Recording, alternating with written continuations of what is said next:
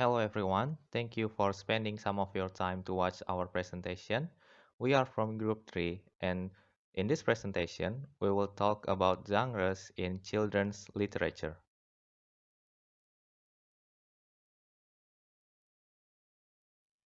First of all, let me introduce you to our member. We have Putri Bintang, Nur Alifia, Arya Dafi, Dian Ari, and Safira. Like what I said in the beginning, in this presentation, we will explore the major genres of children literature that have existed since the 17th and 18th century. One thing to note that we will only focus on book form of children literature rather than plays, folk tales, comics, or film that according to our source can also be labeled as children literature.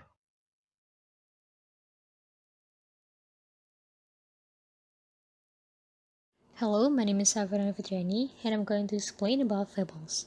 While fables can be regarded as the earliest form of modern children's literature used by children in ancient Sumer India, Greece and Rome, and throughout medieval Europe, fable is a short fictional tale which has a specific moral lesson to teach. Most fables feature animals, representing human beings or particular types of people or kinds of behavior. Fables are arranged for wide term and purposes, from having a basic animal life as a term, like in Watership Down by Richard Adam, until used to teach specific and generalized political lessons, like in Animal Farm by George Orwell. However, since fables are heavily linked to early children's education, fables have been constantly reworked and represented. For example, the original version of The Boy Who Cried Wolf was the boy ended up eaten by the wolf, but reworked to an end where the boy climbed a tree and forced to work by the villagers so he didn't have time to play. It is just like how Locke's belief that there are only two fables that suit for children's education, and there are Reynard the Fox and Aesop's fables. Traditional concern of the fable is frequently addressed environmental concern, like how the world managed by only animals or the war between animals and humans. It adapted to the modern world so we can see animals living with electricity or the internet in modern life, like in John Galt's Wire's fables in late 19th century. Tolerance of difference has also been a traditional concern of fables, like Sowell's Black Beauty has been read as an attack on slavery as much as cruelty to animals. One of the moral lessons that fables have traditionally have been intended to teach is about the difference between surface and substance and appearance and beauty, like in Hughes, Kipling, and Croxall fables. Fables have developed from time to time, and it adapted to suit the attitudes, anxieties, and priorities of different periods. Yet, the basic form of the fable has remained the same, such as the small story teaching a wider truth.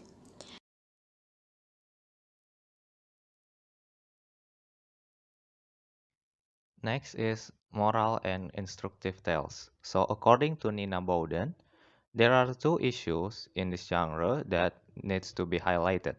First is realism and didacticism. So what is realism? Realism is an accurate description of life. This depicts everyday life. The protagonist is ordinary and the setting is commonplace. So for example in Forever by Blooms, this story depicts teenage problems such as finding new clothes, visiting the cinemas, cafes, love, and stuff like that. So that way, children will learn from what life is like, not what life should be like. So they read about how people are living and they learn from that rather than being told to do this and that. And then in didacticism, it's kind of the opposite of realism. So it is an instruction for specific purpose.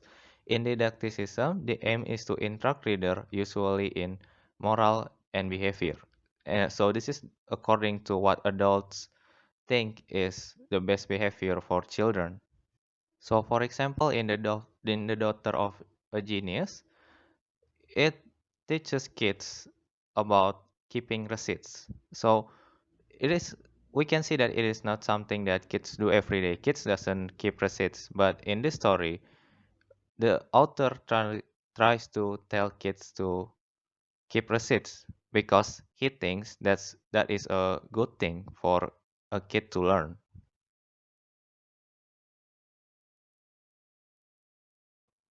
Actually, realism and didacticism are sometimes linked, and it was the aim of children fiction in the 18th century.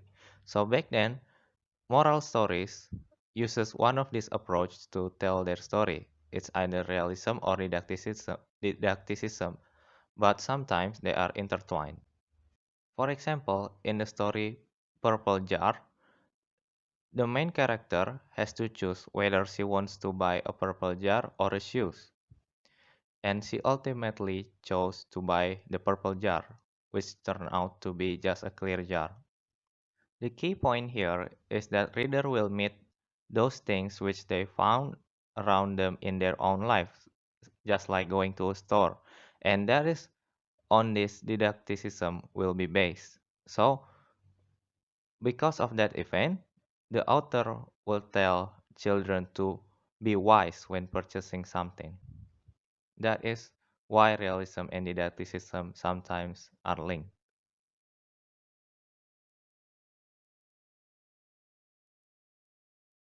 So, the next genre is poetry and verse. Verse, in which word images are selected and expressed to create strong, often beautiful impressions that may or may not rhyme. Here, you can see the comparison between verse in pre-modern era and by the end of 18th century. Verse was more widespread in pre-modern culture than today, and children would have encountered poetry in almost all aspects of their daily lives, at schools, homes, and even on the streets.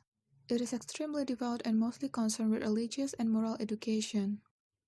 On the other hand, by the end of 18th century, child readers had a wide range of verse available for them. Some of it written especially for them, inherited from adults or derived from folk traditions. Some of it was designed to instruct, and some to entertain them. At this time, new varieties developed too. Amongst others, there are nonsense verse, narrative poems, and sentimental.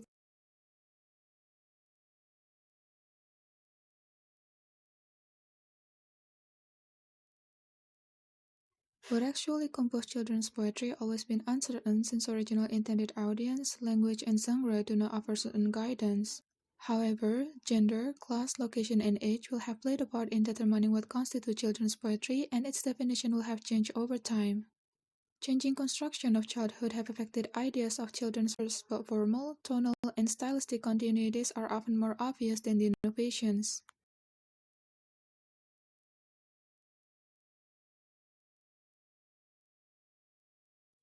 Now, let's talk about fantasy genre. It is a fiction story with highly fanciful or supernatural elements that would be impossible in real life. No children's books are pure fantasy. They combine fanciful and realistic elements. The supernatural and the reality exist together in fantasy texts in various proportions and combinations, but there is no ratio which governs their relationship. It has often been used to satirize or rewrite reality. Fantasy books are not completely absurd but present structured alternative realities which are usually controlled by strict rules. As J.R.R. Tolkien stated about the rule of secondary world, that inside it, what the author relates is true, accords with the laws of that world. Therefore, the readers believe it while they are as they were inside. The moment disbelief arises, the spell is broken, so the reader's conviction must be maintained. The central of good fantasy writing is about the process of self-discovery and identity, a journey to another world or time where the protagonists have to discover afresh who they are and usually into the reality at the end of the novel with a stronger sense of themselves. Authors also find this form suitable for the transmission of lesson on selfhood. And last but not least, just as any other genre, fantasy genre has always included didactic elements.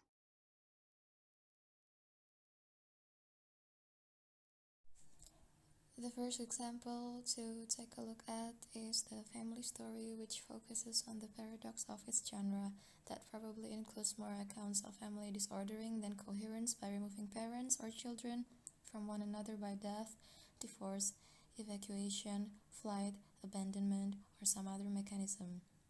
And then the second one would be family stories, which focus on the absence of a family member or the concept of a whole happy family.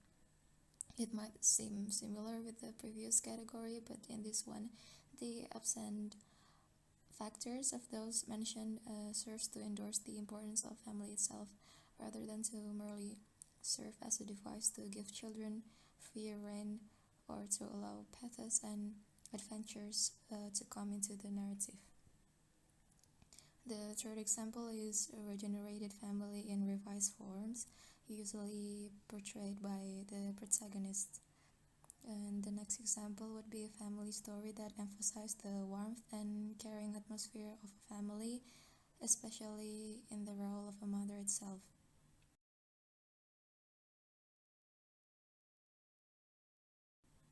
This next example is a contradiction against family story with a theme which children have been prematurely forced to take on adult roles because of parental absence.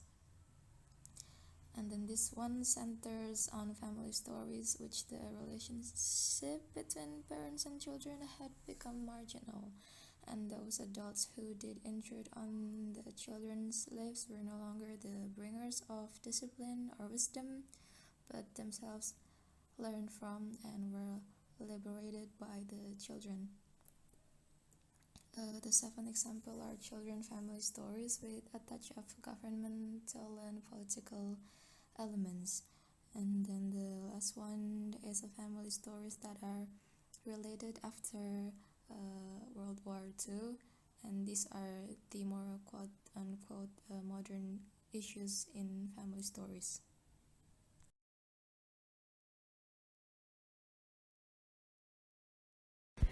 So I would like to explain about the adventure story.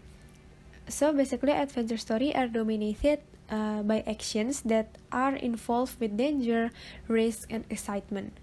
At the beginning of children's literature adventure story, the author offers the retrospective accounts of events, blurry, and still can be defined that children's adventure story are very blurred.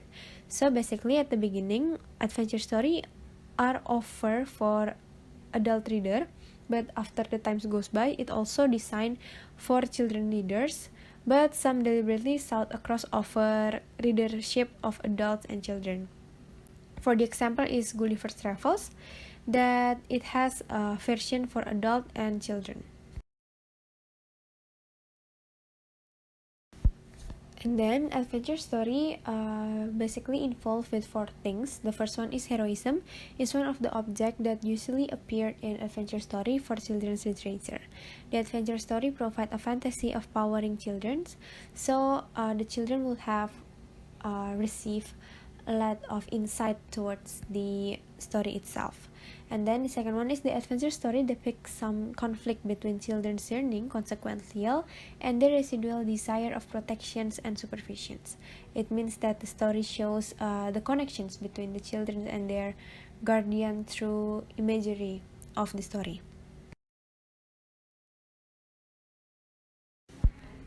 And then adventure story also distinguish between different two timeline. The first one is on early children's literature book in mid 19th century. The adventure story basically focus on represented as something that might happen to anyone. And then the second one is classic 19th century adventures. So it's developed of sexism, racism, and imperialist. So the modern critics sometimes suggest that those are the endorsement of ethnic, gender, and generation empathy that was happened previously on that era.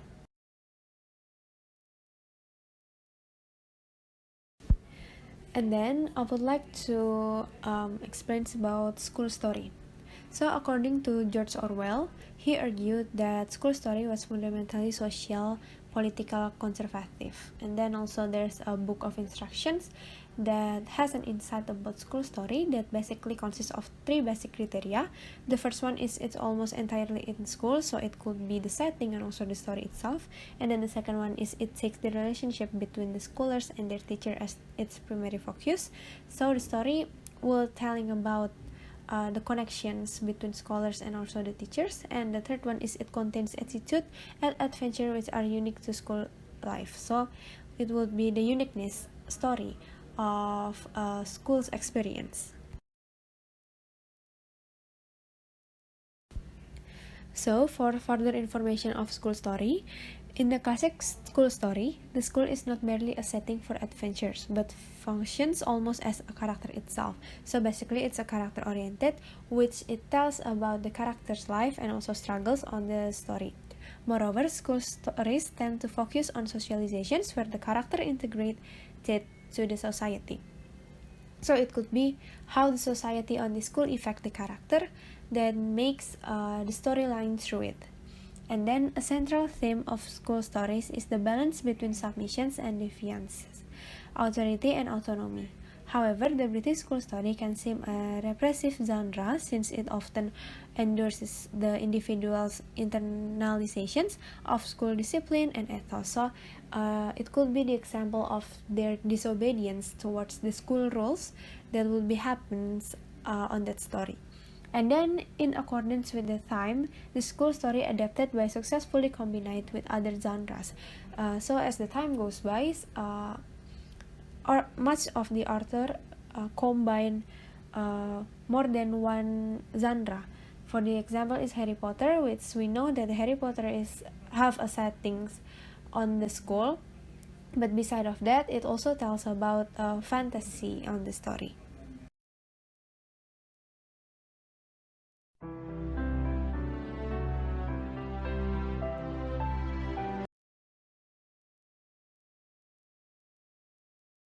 Thank you.